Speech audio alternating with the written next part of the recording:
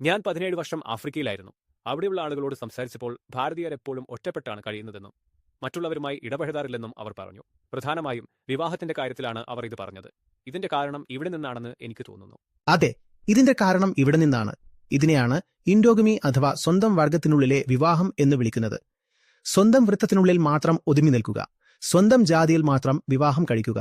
സ്വന്തം ജാതിയിൽ തന്നെ വിവാഹം കഴിക്കണം എന്ന നിർബന്ധമില്ലെങ്കിൽ ജാതി വ്യവസ്ഥയ്ക്ക് നിലനിൽപ്പില്ല. ഇവരുടെ രക്തം ഇങ്ങനെയായിരിക്കണം, അവരുടെ രക്തം അങ്ങനെയായിരിക്കണം. ഈ ധാരകൾ ഒരിക്കലും പരസ്പരം കലരാൻ പാടില്ല എന്നതാണ് ജാതിയുടെ അർത്ഥം. ഇത് ഭാരതീയരെ മൊത്തത്തിൽ ഒരു പരിധിക്കുള്ളിൽ തളച്ചിട്ടു. നമുക്ക് സ്വന്തം ജാതിക്ക് പുറത്തേക്ക് വരാൻ പോലും കഴിയില്ല. പിന്നെങ്ങനെ നമ്മൾ ലോകത്തെ അറിയാനാണ്? നമ്മൾ ലോകത്തെ അറിഞ്ഞില്ല, പക്ഷെ ലോകം നമ്മളെ അറിഞ്ഞു. അതിന്റെ ഫലമായിരുന്നു 1000 വർഷത്തെ അടിമത്തം. കടൽ കടന്നു പോയാൽ നരകത്തിൽ പോകുമെന്നത് ഒരു കാലത്ത് മതപരമായ വിശ്വാസമായിരുന്നു.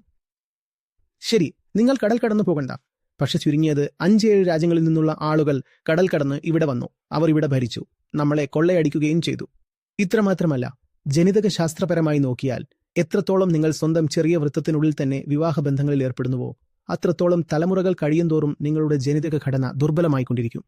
എന്നാൽ നിങ്ങൾ നിങ്ങളുടെ വൃത്തത്തിന് പുറത്തേക്ക് പോയി വിവാഹം കഴിക്കുമ്പോൾ ജനിക്കുന്ന കുട്ടികൾ കൂടുതൽ കരുത്തരായിരിക്കും. അവരിൽ പുതിയ സവിശേഷതകൾ ഉണ്ടാകും.